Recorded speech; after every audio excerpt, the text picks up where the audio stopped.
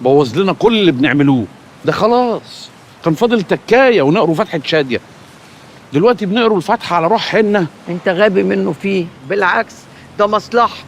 لو كنا بندور على المصلحه دي كام سنه ما كانتش هتتعمل. ازاي؟ مش فاهم حاجه. بيت العتاوله بيفتح، حنه واتكلت على الله، وجيجي هي وخضر بيخلصوا، وشاديه هتبقى مرات ابني. طب ونصار؟ نصار وقع يبقى البيت وقع. كمان 3 4 ايام يجي لهم انذار بازاله للبيت عليها توقيع مين بقى؟ شديده الكتعه.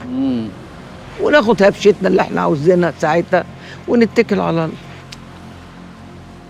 انت بتعملي كده ليه ياما؟ بعمل كده ليه ياما؟ لو اطول اكل مصارين ولادها دول باكلهم.